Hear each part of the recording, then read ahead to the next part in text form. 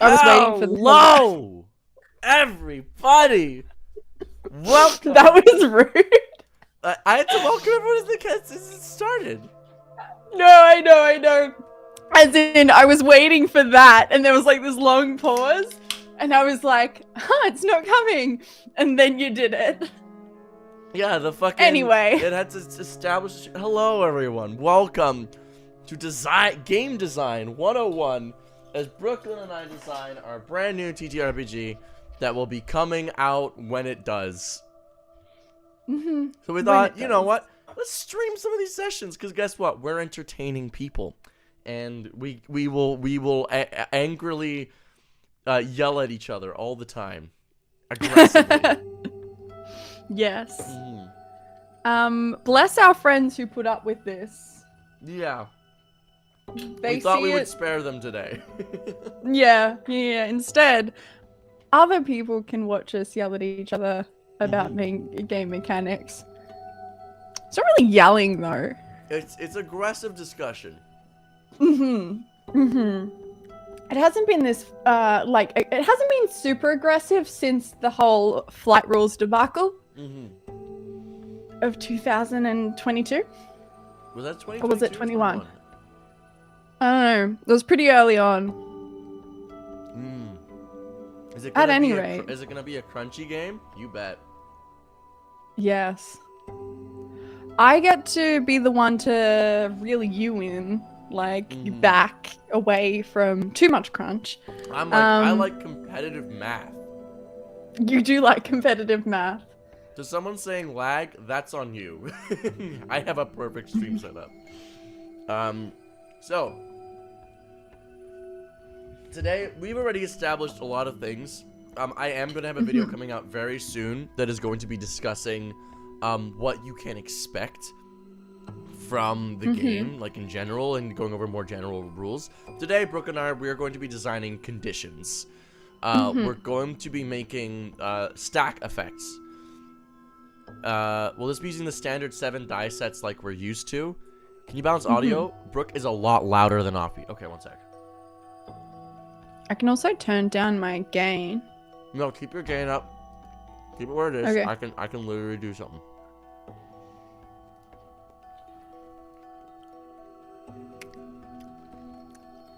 Speak. 1, 2, 3, 4, 5, Nice. 6, 7. Cool. Is that balanced? I think so. Did you fix it? Chat, tell me if it's balanced. If it isn't, oops. Supposed to be using the standard 7 dice sets? Yes, because we can't really make more shapes. Yeah. It also stops being fun to expect people to always change their dice. That being said, I've done it before. The Edge of the Empire system. I think it's the Genesis one has different dice that Edge of the Empire uses, and it's a lot of fun. It works with the dice pool and like cancels each other out. But at any rate, yes. Yeah. Should we explain how the base system works before we start designing conditions, real quick? Sure. I'll quickly go through it. So the basics of the system is you have something called your primary dice and your secondary dice. Secondary dice in this game replace all modifiers. So instead of having a plus 7 to hit or something, you're going to have an extra set of D10s to hit, or an extra set of D4s at base level. And the number of dice that you have is based off of your modifier. Your modifier, currently our stats go from -10 to +10, and to get your modifier, you divide by 2. So if you have a 10 in the stat, divide by 2, you have a +5 modifier. That means you roll 5 extra dice when using that stat. So in the case of rolling to hit, you add a d20, add your 5 extra d4s, see if you hit.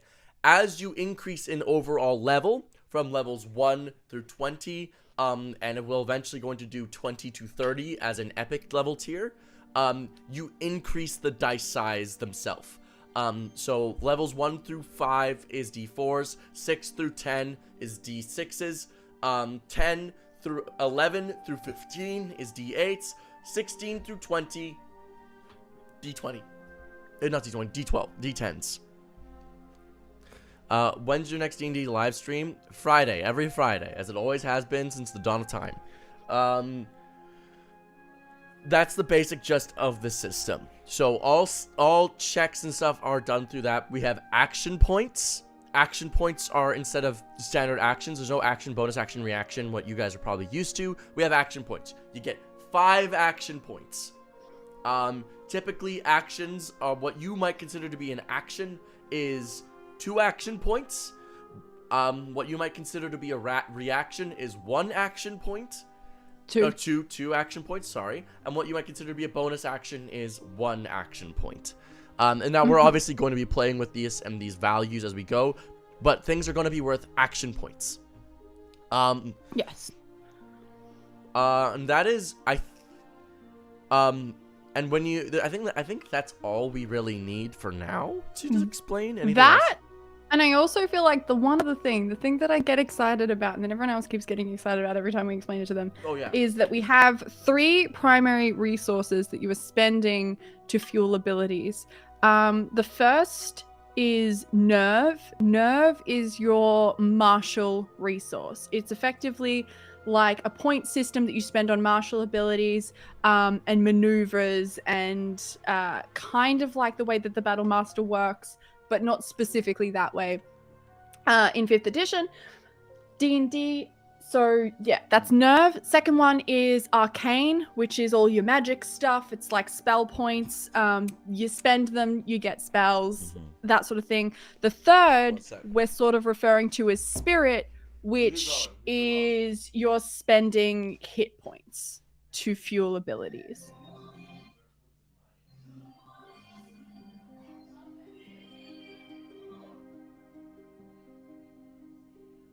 I do not know what just happened. I also don't know what just happened with Offbeat. Speakers are randomly turning on in my house and Offbeat is gone. But basically, yeah. 3 different point systems that you can spend on whatever, and then magic happens. As soon as you left, a random speaker in my house just started turning on. I don't know if someone has randomly connected to the wrong speaker and then turned it up. But that was fun. Is this game going to be published? Yes. What happened? My screen is black. That's a you problem. Oh no. That's a you problem. Reset. Another thing is that I should mention. I forgot to mention how action points. You recover your action points at the start of the turn, and we don't have reactions. We have trigger abilities. And yes, this game will be published once it is ready. Is there any sort of early buy-in for the books that y'all will be fielding for this? Probably. We're in such early stages of development that that's something we'll discuss later on. I'll probably be working on the logistics of all of that, because one of us has a master's degree in publishing and editing and worked as a book editor. And the other did a theater degree in acting. Your NPCs are so good. They're so good. They are so, they're amazing. They're good. But I get to deal with the fun logistics, I think. Which sucks. I left publishing for a reason, Michael. I know. I'm sorry. Anyhow. So, with that being said, we're going to be making stack effects and conditions. Joel Smith, you are correct. That is how negative stats work. So, stack effects and conditions. These are going to be the bread and butter of the system. Conditions in D&D, in my opinion, have often been lackluster. or they're either game breaking, and as a result you never see them in high level play because you have to make legendary actions and legendary resistances, or you have to do all sorts of other stuff. You have to like make the conditions either suck or they're so good that you need to make legendary resistances in the game in order to keep the game fun. We don't want that. We want conditions to increase momentum of the game. And so designing them, we have the stacks system. Stacks in general are going to follow a typical sort of formula.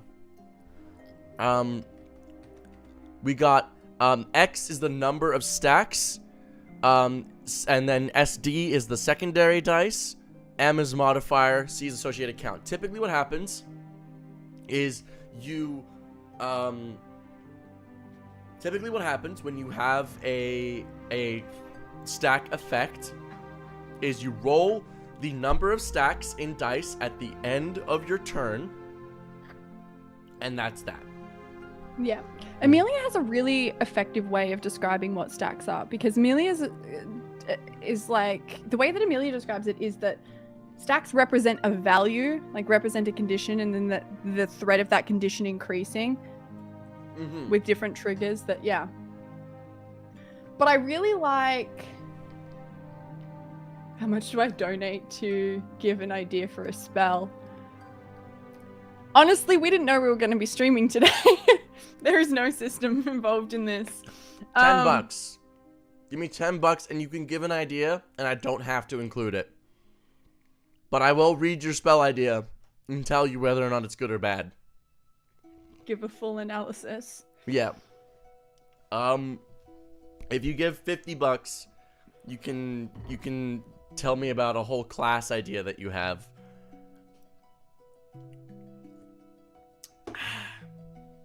I have questions, queries, and concerns. Hey, I'll just tell them about it. We don't have to include them.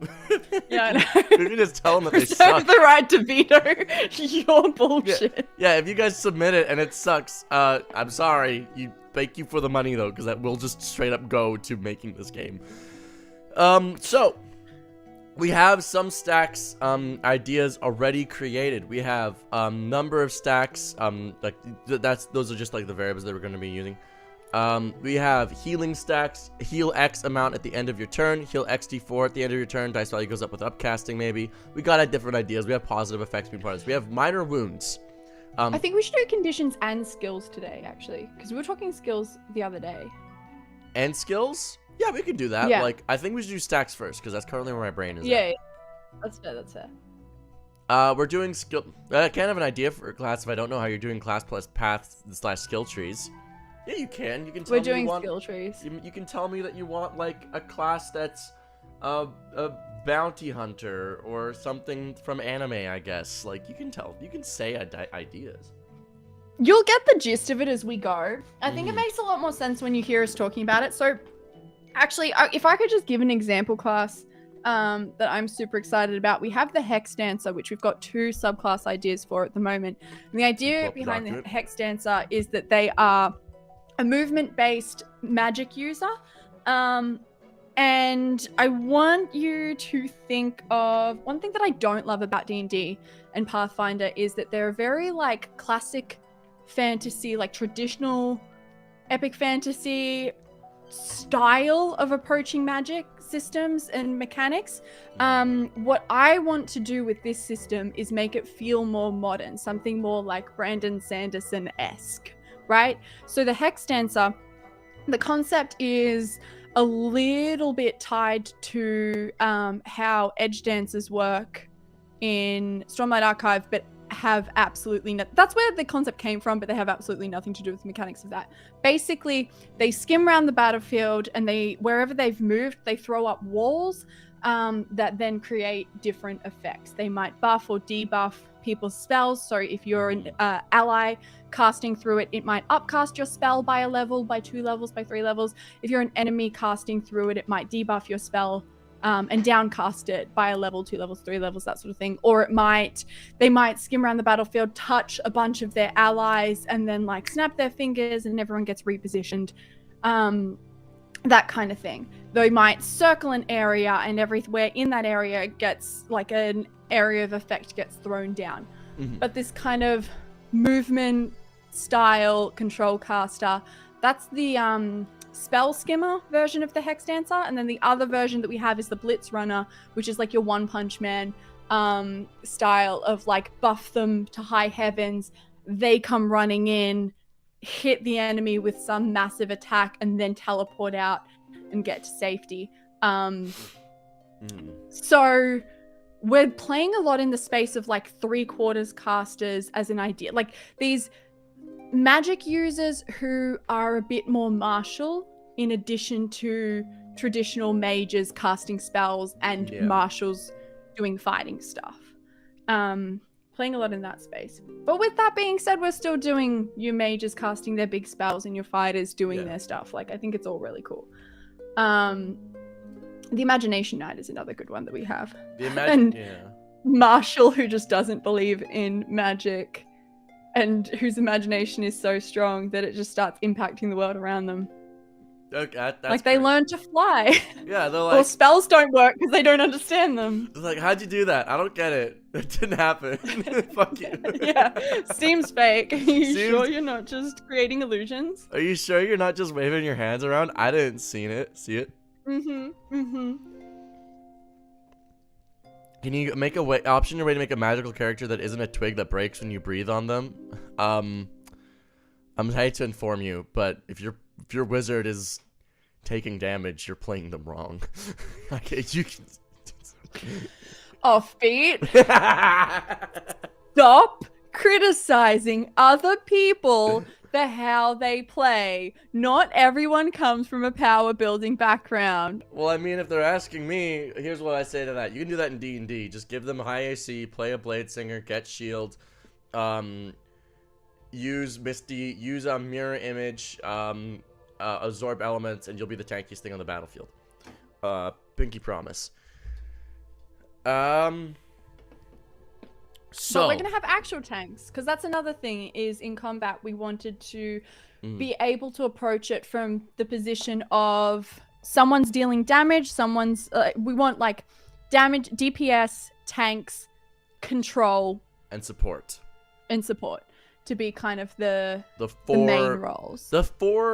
And when we say these roles, these are like theoretical roles. No class is gonna have this stamped on them and be like, this is the tank. No. This is just when we are designing our classes and designing our features and spells. These are the concepts that are gonna be running through our mind. Ideally, we want there to be a tank option, support option, DPS option, control option available for almost all classes, which is part of the reason why we have the arcane points, nerve, and spirit as the 3 resources, so that we can create as diversely as we want. And the other thing with the arcane, nerve, and spirit / hit points approach to this is that we're trying to hit 3 key pillars of fantasy as a genre. One is epic heroic fantasy, like that heroic sort of, you know, your Wheel of Time, your Lord of the Rings, your Stormlight Archive, heroic fantasy, you know the ones.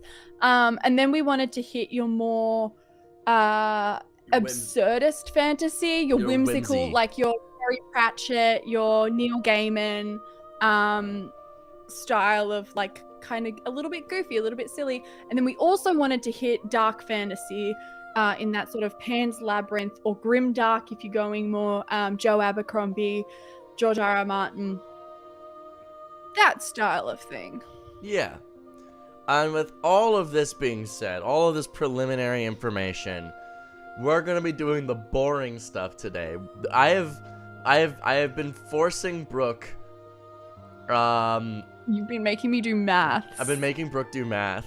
I was in the process of making a 5e subclass called the Hex Dancer, and now I'm going to get sued for copyright infringement. Don't worry, bro. I cannot own that term. You're good. Yeah, you're fine. Do you know what? The other thing, though, is the other exciting thing is that we're hoping to release an app that helps with all of the dice stuff, because Offbeat and Offbeat's brother are geniuses and know how to do that. And we've been balancing the maths with like actual mathematical Probability. averages and analysis behind it, because my brother Your is brother is actually a genius. very smart individual, PhD candidate, studying incredible things that I cannot describe to you. Invented maths. He has created third-year math homework in university, and he taught the class on the homework he created, which is really funny. This is hilarious. But at the very least, we are going to be releasing an app as well alongside this, maybe even sooner. Hopefully, to try and also just to start showcasing it, because it's going to be a really good tool, I think, especially as D&D Beyond becomes less and less popular. It would be nice to have a dice roller that doesn't suck dog dick, because that's kind of my thought process. And that's sort of it's something that you can use in the same way that you use D&D Beyond, with having your character sheet, then you hit a button and then it rolls for that thing. It'd be so convenient. It would be so nice. But with all of that, yeah, I've been forcing Brooke to do boring shit for a while, and we're finally getting to the slightly less boring stuff. We've worked our way backwards from mathematical groundwork, and now we're getting to the actual stuff, and we're starting with effects and conditions. I've explained how stack effects work earlier today. Stack effects and conditions are basically the same thing. Are you doing anything about Eurocentrism? Yes, we are going to be trying to design this as non-Eurocentric as possible by drawing on a wide variety of resources, as well as talking to our friends who are not fucking Europeans and using the other them as, the other thing being that from a design perspective and writing perspective, I think a big element of this is approaching it without any particular culture in mind and designing mechanics and concepts first, because it's also not our place to write Afrocentrism, for example. So not basing it on real world cultures, real world ideas, that sort of thing is going to be a big element. Designing from the ground up, just pulling ideas and making something that it hopefully feels unique, not unique necessarily, but cohesive within itself. And you couldn't necessarily go, this is strictly Eurocentric. Now, obviously, let's acknowledge something. We are two white people who honestly come and live from two colonialist countries. So this is going to be something that, while we may have our best intentions always in mind, we're going to need the help of other people, which is why we're going to be asking our friends who are and using them as sensitivity readers, using them as things, as people, as guiding lights, and being vibe checks, being hey, does this sound like this? And then they can either tell us yeah or no, or change it. Here's how to do that. And we can do that because we have. They will kick our asses. They will. And we would deserve it. I was telling Adam about this last night, and he turns to me, he looks me dead in the eye, and he goes, "Brooke, can I just ask for one thing?" And I'm like, "Sure, what is it?" And he's like, "Please don't add racism." And I'm like, I'm horrified that you think that I would try to do that. But valid, I guess. Valid. Jacob said, "Sorry, I missed the sorry." No worries. We've just been going. We barely started. We've been going through the gist of how the system works. If you've been. Also, this was unplanned. This is very unplanned. Yeah. But hey, literally, maybe, if you you guys were like this, let's stream it now, and I was like, give me 15 minutes to put makeup on. Well, Brooke was like, we should stream this, and I was like, and she's been harping on me for this for a while, and I was like, yeah. And then she's like, today, she's like, we should stream this, and I was like, okay. Right now? And I'm like, wait. Yeah. Hold on. Yeah. So addressing Eurocentrism is going to be, we have a plan, and we have people who are going to make sure that the plan is working along the way. If it stops working, we change the plan. But that is a big part of it. And to be honest, we haven't even got, like I said, I've been keeping Brooke and I in the math dungeon for a very long time. I cannot stress how much math I made Brooke do. I've been suffering. I'm like, this is standard deviation. And Brooke is like, Oh, that's all right.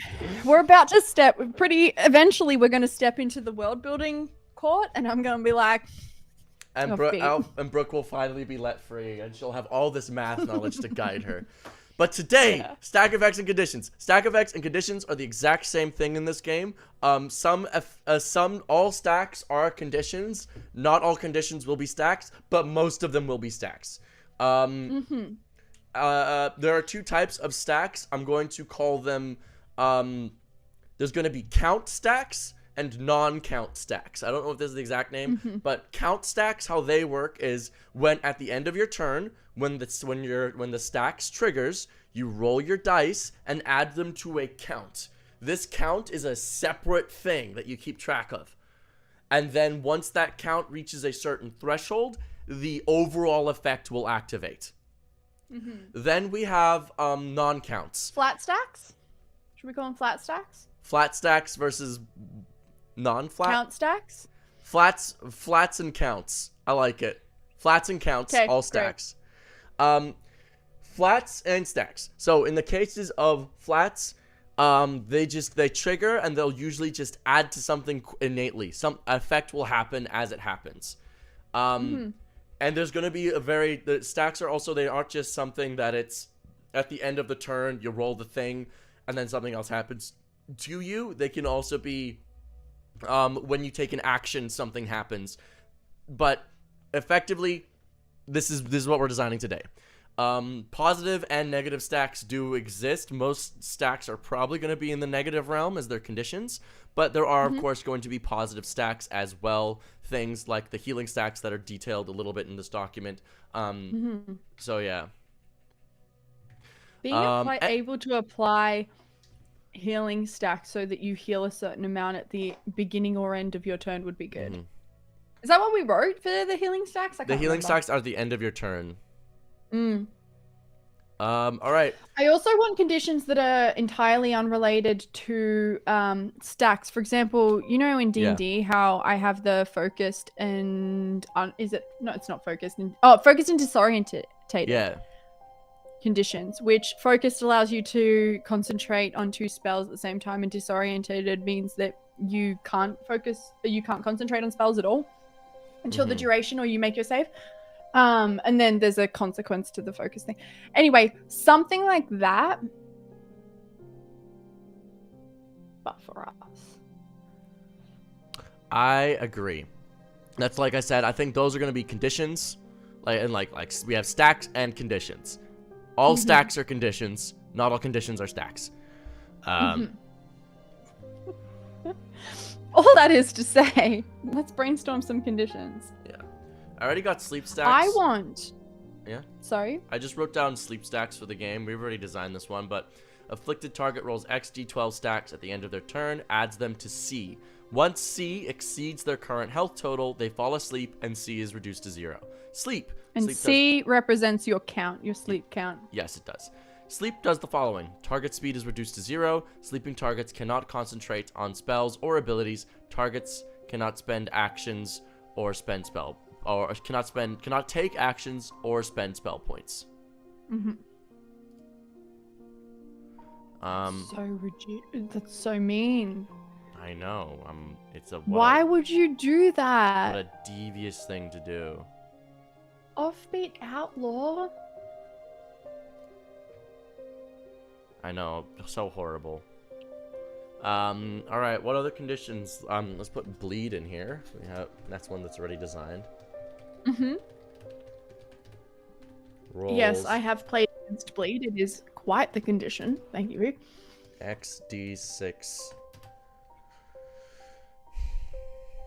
Those XD6. Charmed stack sounds like a good idea. Charmed? Oh, I like the idea that that's the point where someone takes over your mind. Yeah, it's like that would be that a count. be That'd be a count one I like.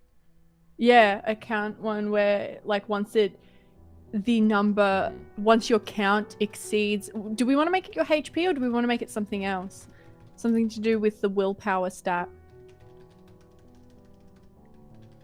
One sec. I'm just typing. My brain isn't working. And slashing damage. Silence, or maybe it would just be a natural consequence thing like in D&D. While you're typing, I really want damage types like cold and fire to have additional effects that can be applied. For example, frostbite that starts to apply the slowed condition.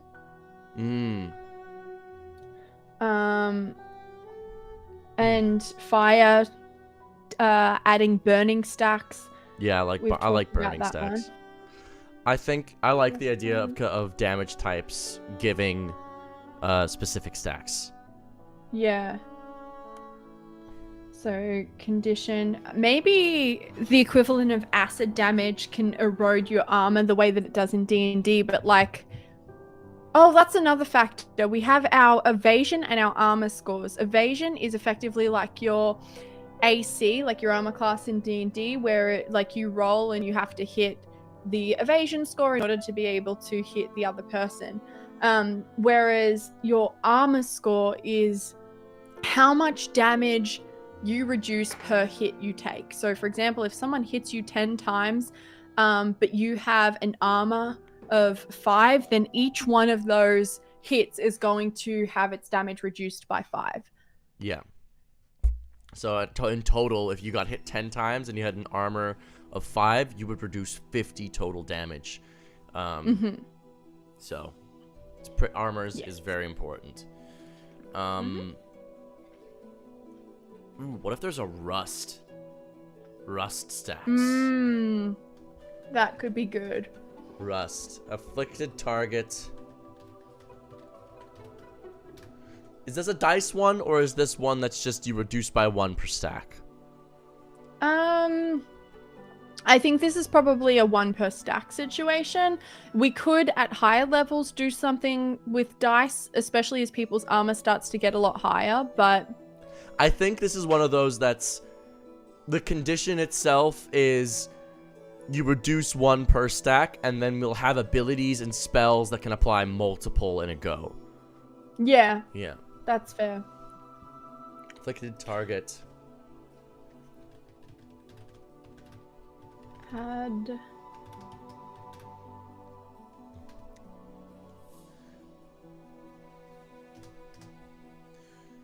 God, I was taking notes and my brain went blank.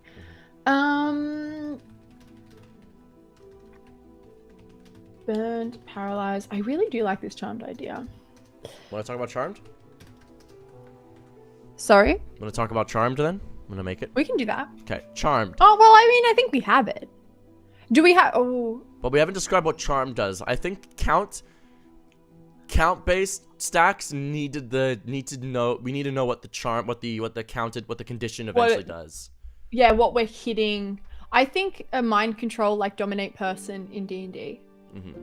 Charmed. Or I think there might be tiers. Maybe charmed is you can no longer attack that person or like that creature, and then maybe a higher level of it, once you hit a certain count, your mind gets taken over. Is it based like dominate person? Target afflicted target rolls. I think we should base this off of a number times the modifier stat. Maybe something to do with willpower.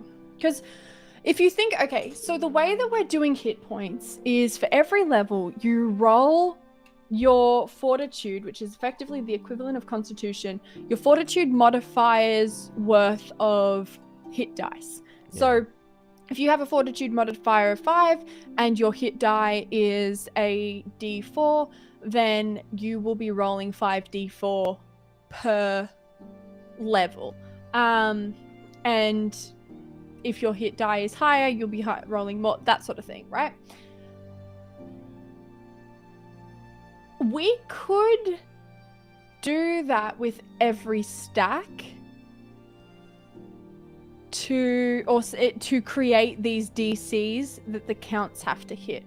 So with willpower, we could have it be your willpower modifier worth of secondary dice per level or something like that is like the number that needs to be hit. I think you could do 5 times a number. Could just, I think is simpler. Almost. It is, but what's you're- 5, right? Like, I feel like I meant like to your try modifier. Your modifier times a number. times what number? Um. Oh, of dice. Well, I was thinking what it could be is just like we figure out what number is the average for like some dice. We pick that number, and then it's your modifier times that number is the amount that you have to reach. So let's say we're taking willpower. Are you telling me And you go that in a willpower. game where you have been fighting to roll as many dice as possible at any given time, you're suddenly gonna come to me and be like, actually, I think we should just do maths here?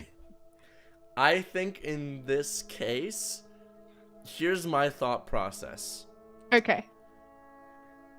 The sleep stacks works because the DC is something that is trackable and that is kind of already written down on your sheet. If it's the HP.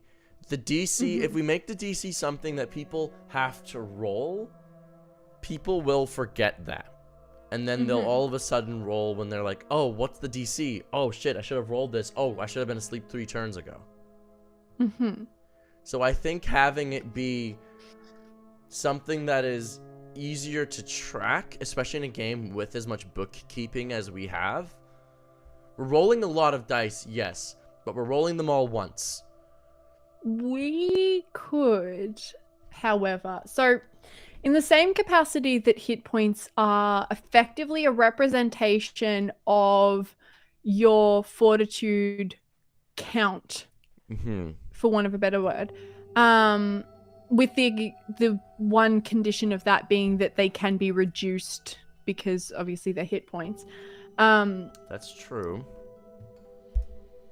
I think that having a count for any given stack could be a good idea, like a count DC for any given stack that you put on your sheet could be a good idea. And I get that this is like an additional thing that you have to roll, but if it is just an element of your sheet, like we can just add elements of the sheet, right? I think the reason why that doesn't currently exist in D&D is because there's not a function for it. But I like the idea of tying it. If we don't want to do that, then I like the idea of tying it to a pre-existing part of the sheet. I almost like this is like your resistant, like a resistances stat. Yeah. I also, like I love that Nightbot is currently trying to heal us. Thank Let you, everyone know thank that you, they can heal Nightbot. the players. Thank you, Nightbot. Very cool, Nightbot. I'm just adding chat to stream. Okay. You know what? I like it. You've convinced me. I think we should have a stat. Okay. A count stat. And it's effectively like a modifier. You know, it's just a third number that appears around your stat, and it is your count stat. We'll come up with so a your better modifier impact. Well, yeah, but your count DC or whatever. But this is what it represents. Yeah. Count. We'll call this C. Oh, what should we call this in the variable? CDC. Sure, we'll call it the CDC. Or Fates gets Can we call it disgruntled. Can we call it resistance? Okay, resistance works. Resistance works. Fate gets very disgruntled by my my shortening of things and how they get represented in maths equations, because I always want it to be something that like is the first letter of the word. And I'm like, why do you not like X, Y, and Z? They're perfect variables. X, Y, Z, A, B, C, and X, Y, Z. And it's like, yeah, but X, Y, Z doesn't stand for anything, but M stands for modifier. If you expect me to remember M actually this, stands for your slope, and Y equals MX plus B, so... If you expect Actually me to remember this, we have to stick to it. We gotta compromise here. You're making me do maths. You have to at least change how you represent the numbers, because I'm not remembering that Y equals modifier. I am remembering that M equals modifier. Well, in this case, R equals your resistance count. I like that. Yeah, and resistance will be a stat that we roll in the same fashion that we roll health. Yeah. Okay. Should it use the same dice per classes? Or should each class roll different resistance counts? I think different. I think we're doing that for health. I think that some classes, we almost assign a die per stat. Per class? I got you. Yeah. Because if we're really going to have like a tank class, then should the tank class also be getting these buffs across the board with other stats? I feel like someone who's flavorfully designed to be a very like willpower centric class should have a higher die that they're rolling to create that count. With that being said, we might want to revisit the exact parameters of like how we're defining this, because at some point, because I do worry that the number and the way that we've designed stacks and counts so far. So for example, if you take sleep. Yeah. Because we could also tie sleep to willpower instead of to hit points. Just as a side note. But the way that we've designed this so far is that if your sleep count exceeds your hit points, which, you know, your hit points are something that's going to be reduced, then you fall asleep and you go unconscious. I think that either we also need to be targeting these other stats, these counts with monsters. So a monster might target your hit points and your willpower resistance. Or we need to... Oh, I don't mind that. It's adding an element of the game. It is complicating the game. But I think it's complicating in a way that makes sense. And I think we can playtest this. I think we need to playtest this, but I like the design a lot. Yeah. You know what this feels like? I agree. Fucking FromSoft games. I've only ever played one FromSoft game, and it was Elden Ring, and I that's the one that you need to play. Like you know how Scarlet Rot works. I gotta play Bloodborne still. You know, like Scarlet Rot. Like this is very much the similar. Like a lot of the games work. A lot of them work on the similar fashion of this. You're right. You're right. Once C exceeds the target's willpower, RC, the target is charmed. What does charmed do? I think that what I said earlier, there are different tiers of charmed. I think that the first tier is that you cannot attack the enemy that has charmed you.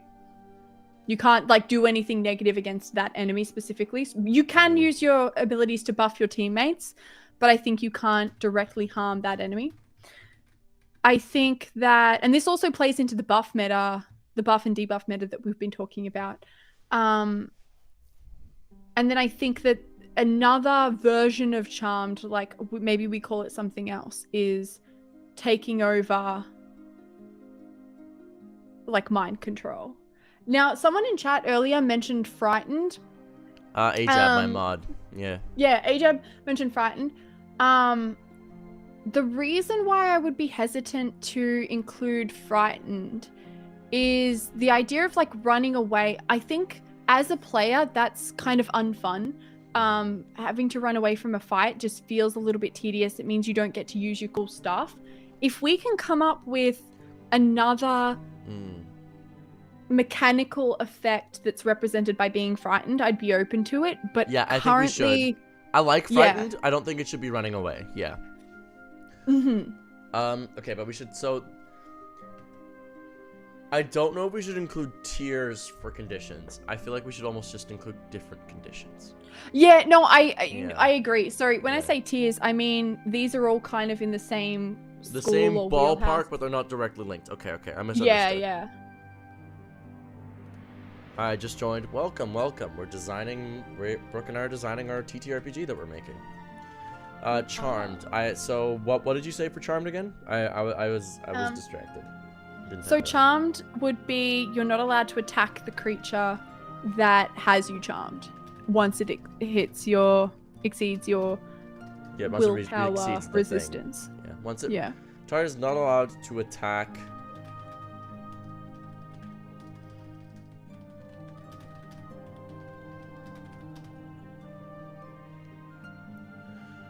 Or treat them with any hostility. Hmm. Frightened could just be a debuff to modifiers involving the target of fear. That could be really good, actually, Ballad. Like Yeah. you have a debuff to your attack when targeting that Yeah, creature. or like you're not allowed to. You have to reduce the number of dice that you're rolling. And your willpower RC gets reduced as well. Ooh. I like that, or something along those lines, or like your logic RC because you're so scared you're not thinking logically. Yeah. Lexi just added me with a fucking meme and I'm sad. I'm not sad. It was accurate. It's TTRPG creators, ex-theater kids. Are they wrong? Just because you're right doesn't mean you have to be so loud. Ex-theater kids, as though you ever grew out of it. I'm a fully fledged fucking theater kid. I know. You Fully went to a fucking fancy fledged. university and everything. Yeah. Okay, let's think about frightened. We seem to be interested in that, so let's talk about it. As a Afflicted. condition. I'm making all of the count-based ones. I'm making them all add a D12 in per stack for now. Yeah. Yeah. I mean, yeah, that the die number can vary depending on the tier of play. Yeah, we can just. Well, but they shouldn't. The size of the number is the stream being saved as a VOD. I just show up and we'll have to watch the whole thing. Yep.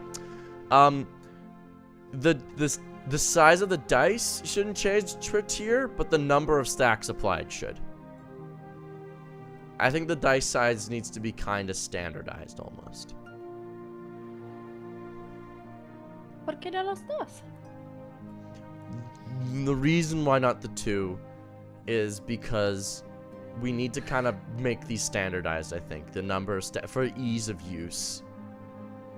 Because this is a complicated system that we've created, and it needs to be standard. Because these are conditions that are probably going to be showing up quite commonly. So people, when they go, frightened, D12. Bleed, D8. D6. No, I agree. My one... I see where you're coming from. I just think that this is something that people are going to tinker with anyway. So...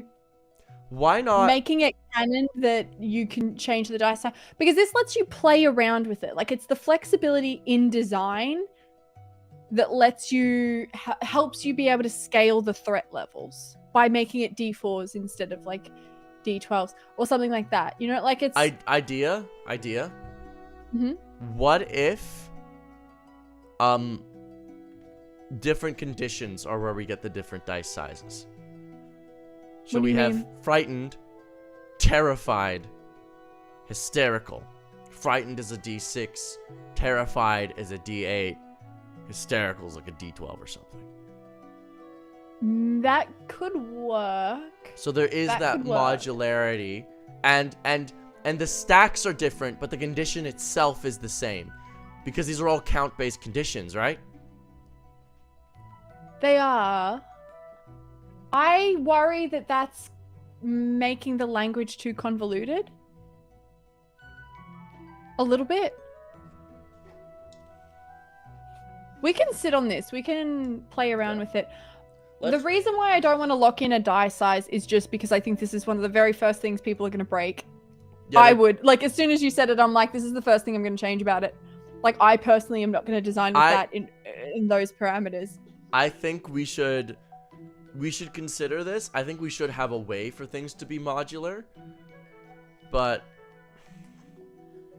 I see value in both ideas. I think we need to talk about it more. Yeah, I definitely see value in the way that you want to approach it. Don't get me wrong. Because I think that on average, approaching it from where you're coming from and sort of standardizing which die you're using at any given time, especially if you're running against really high level parties, you're probably going to want to up those dice and keep it high. because you just need to get those numbers up quicker in order to increase and decrease your threat levels. Because this is another thing, right? This is effectively a method for the DM to create threats. The whole idea of stacks is ways for the DM to create threats that aren't just hit points. Mm-hmm. Exactly.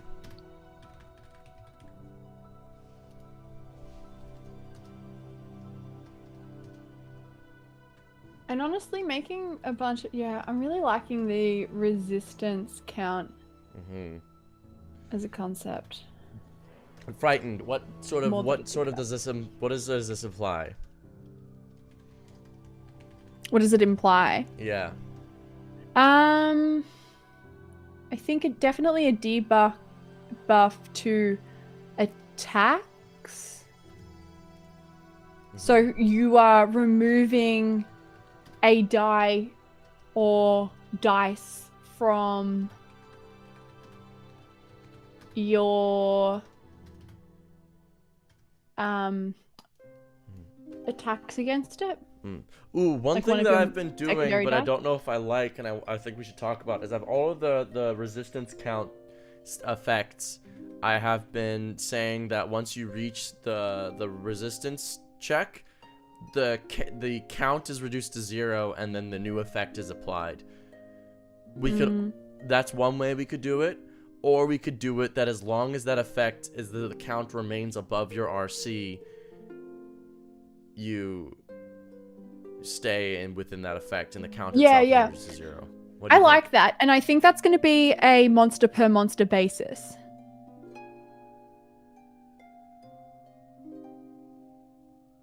Do you know what I mean? Like, I think that some monsters are going to do it one way, some monsters are going to do it another way. Okay.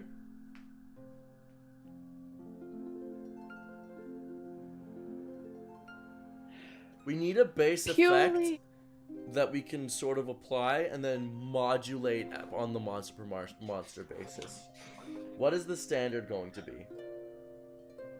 Wait, can you explain that differently, please? Okay, sure. So in D&D, conditions have a standard effect that and as the effect details, there's no way to remove it. They're just there. The effects just are except if you save on the DC. But that's not detailed in the conditions page of the D&D of the player's handbook. Oh, okay. How to get rid of them and all that shit is detailed on the spell basis. So we need a standard for how these work that we can play within. Oh, that's right. That's what I'm trying to advocate for a little bit. Yeah. Okay, I understand. I get you. If I could take that and break down sort of pros and cons without necessarily advocating for one way or the other. Say our resistance count is set at 100. Yep. Easy number to work with. Pick a number. If we make this that you lose the effect once you drop below 100, then the solution to that becomes reducing your count, like having abilities that are able to reduce the count. And so you want to be focusing on that.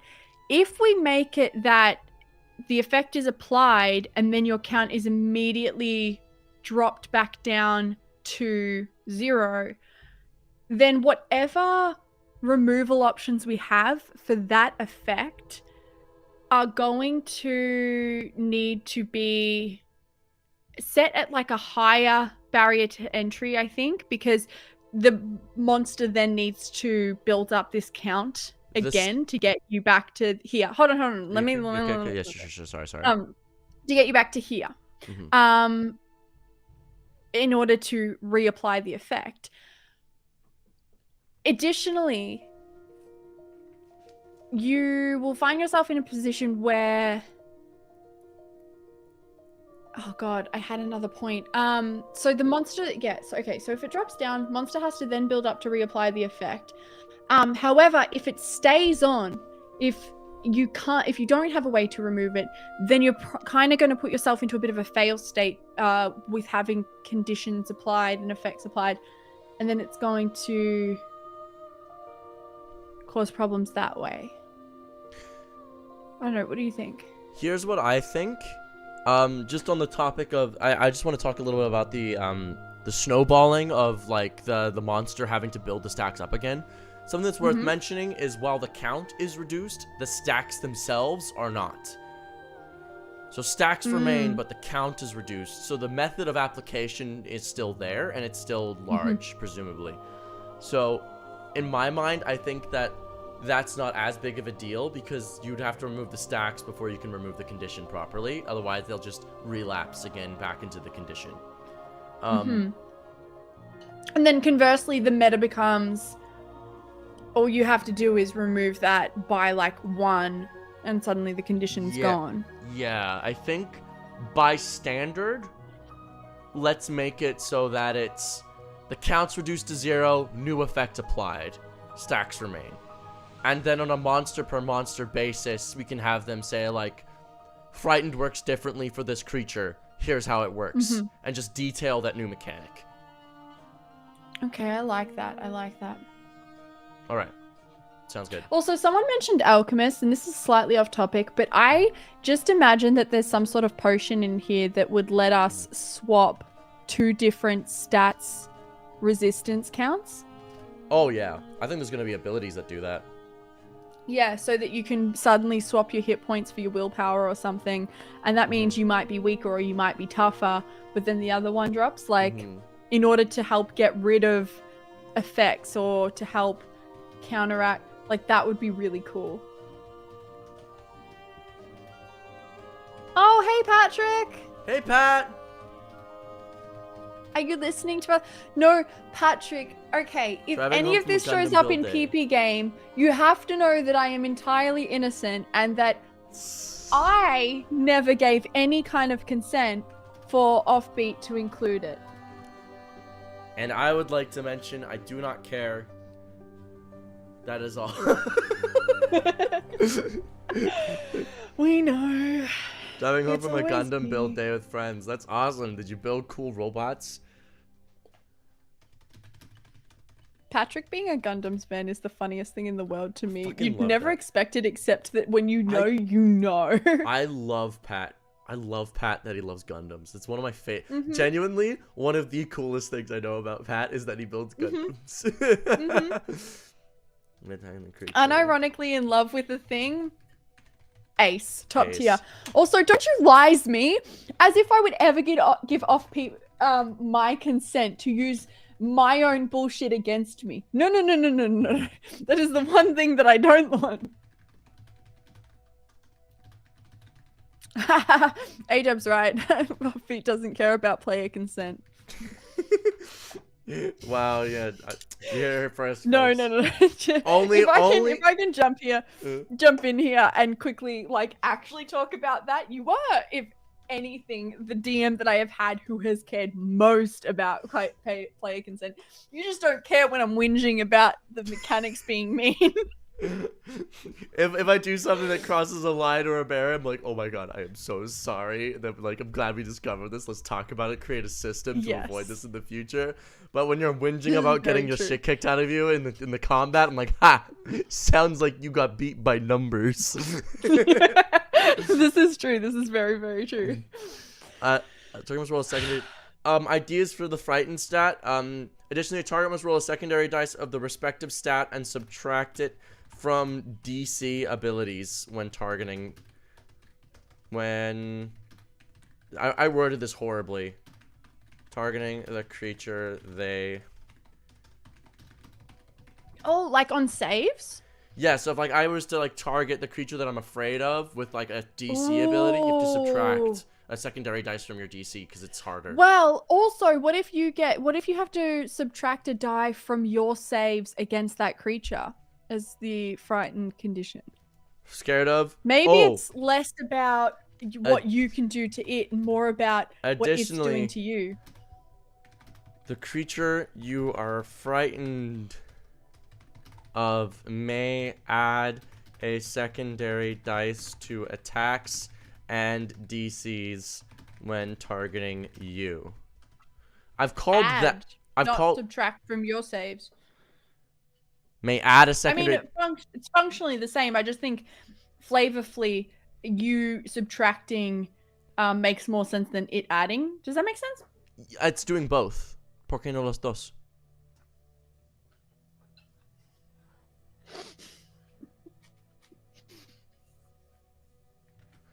So when you're attacking it, I can't believe you just put "que no nos dust" me. Of course I did.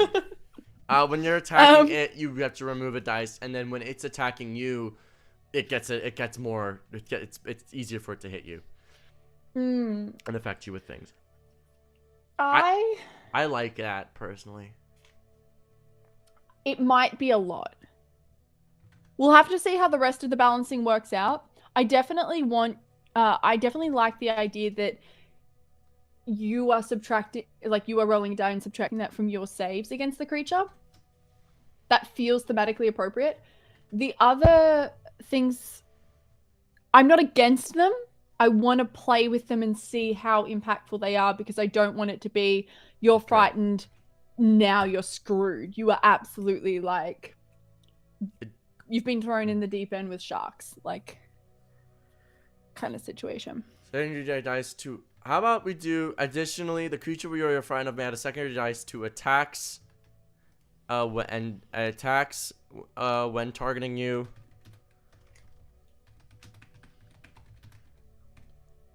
And you must subtract a secondary dice from saves when it targets you.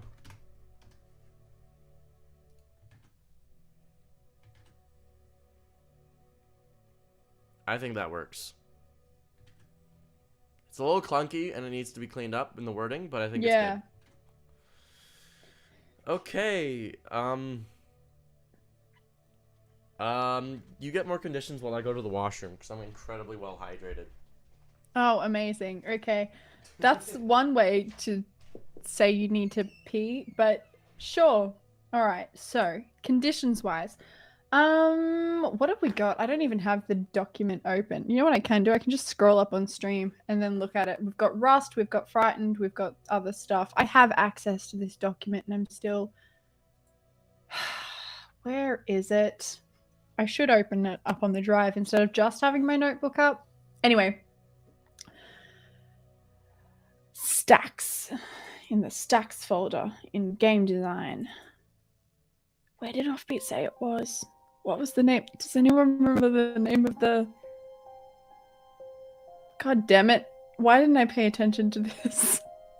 Stacks spells ideas, stacks mechanics. That feels like the right one. Maths, the crunchy bits. Mechanics ideas. Mechanics system. Why do I name everything the same thing? Okay.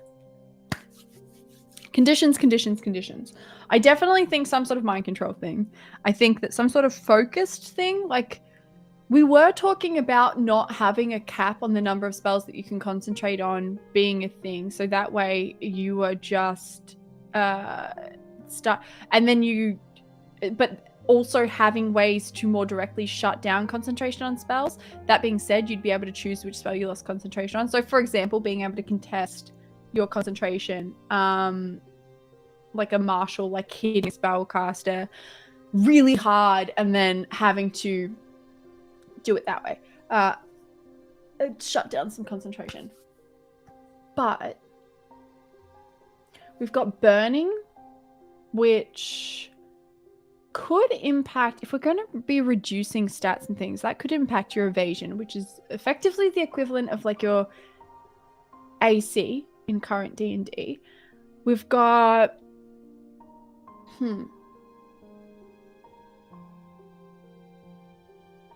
burning, frostbite, I like, slowed. We could do something like hasted if we want to do some positive conditions. Ooh, I like anti-magic as an idea. Anti-magic could be a strong contender. Especially because what we could do is have it be that you can't cast spells over a certain level rather than shutting down all magic.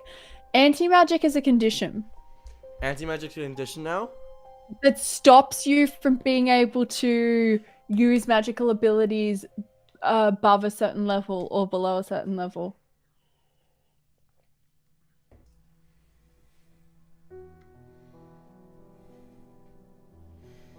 When it's triggered. One thought. Mm-hmm. I like anti-magic being an addition. Slight rework as to how it works for a little bit more Mm-hmm. modularity. All of your spells are downcast by the count. Ooh, I like that. I like that a lot. Spells downcast by the count. I don't think it should be by the count because the count's going to be really high. This is going to be one of those that's applied like one at a time. Well, okay, what if every time you hit that threshold, they get downcast by an additional level? So you're suggesting we make it a count-based one, and then once you reach and once you reach Oh your wait, resistance... were you saying not a count? Because you said by the count. No, Did you I mean was by saying the not. I was stack? saying I mixed terms. Sorry. It's gonna. I was Sorry, thinking no, it's just you're gonna be a flat stack, but no dice, just a 1, just reduced by the number of stacks. That could be good. Okay, yeah, I would be open to that. I think playtesting both of these styles to see how they feel to play would be good. Maybe Porque no los dos. Anti-magic. Porque no los dos. Let's make both. Downcast, yeah. Anti-magic. I regret this. X. I regret this deeply. ¿Por qué no las dos? Yeah. Afflicted creature. Downcast spells by number of stacks. Or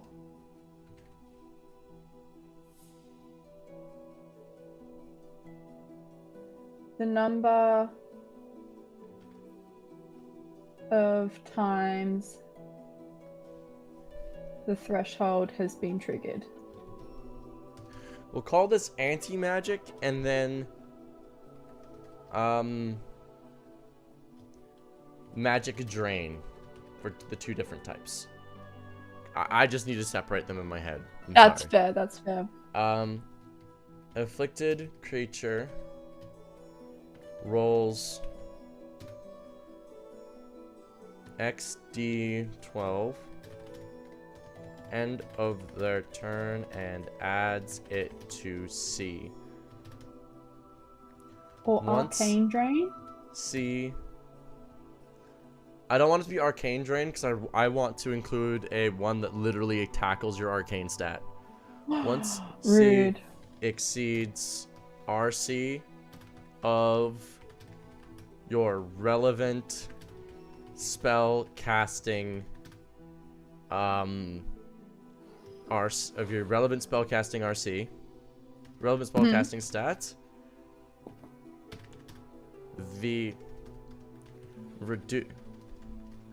all your spells are downcast by 1. I love that. Mm-hmm. I love the idea that they're being downcast. Mm-hmm. The more times you reach C is then reset and is then reset to 0.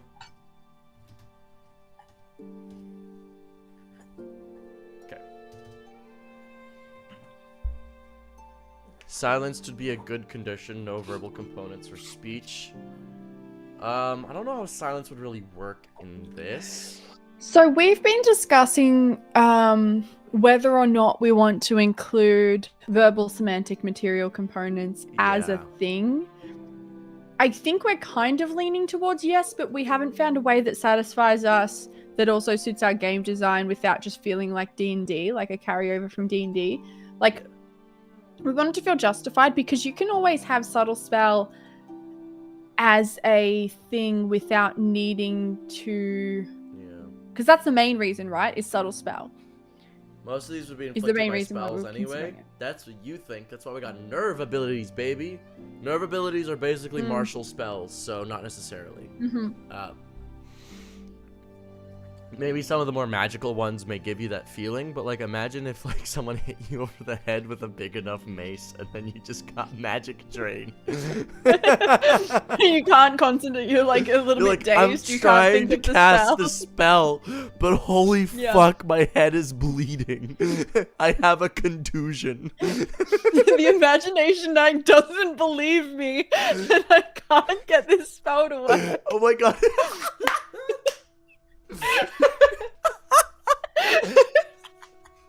He doesn't believe me. That guy just said sounds fake and now wish isn't working. He said sounds fake and gay, and I don't know what that means. I thought being gay was a good Am I being hate crimed or am I losing the fight?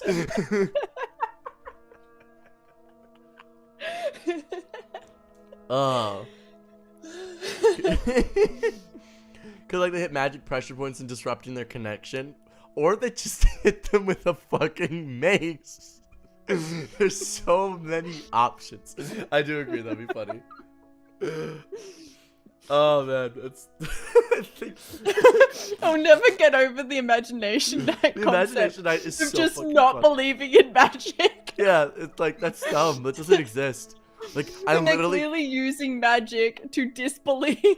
Yeah, they're clearly using. They have magic themselves. They have magical abilities. They just think that it's just like, nah, I imagined it. I'm just real. My parents always said I had a really colorful imagination as a kid. Anyway, Sometimes it comes to life. The animals just talk to me. you know, it's just fine. Like whatever. Sometimes like I imagine I can like swing my sword really fast and like cause like sonic booms. You know, like it's on fire. It's just a charade though. It's not real. Like. And then other people say that they're about to do magic, and I don't believe it. yeah, Because sure you people are. say what I can do is magic, and it's really not. I've just got a strong imagination. So I just don't believe them, and then they can't do it. So they clearly can't do it in the first place. clearly they're faking.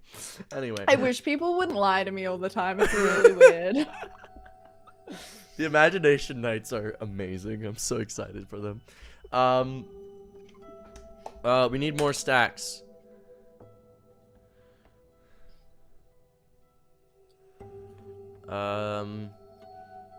Pathfinder 2E is a good way of utilizing components by making each of those spell parts cost a third of the player's turn. Using something like that would depend on how you want each class, though. That's very fair. That's a good. See, I think that type of like connection of like component to game mechanic is what we're looking for.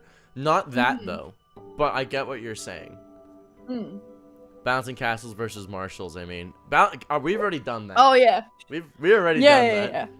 That's why we have 3 different sort of primary sources of points that are going to fuel different abilities. One of them being arcane, which is where all the spell casting points go from, because we're doing a spell point system instead of spell slots, at least at this stage, unless we find that spell slots are just easier to do. Yeah. And then we're also doing nerve points, which are the martial equivalent, and then we've got spirit, which is your hit points. Yeah. So ability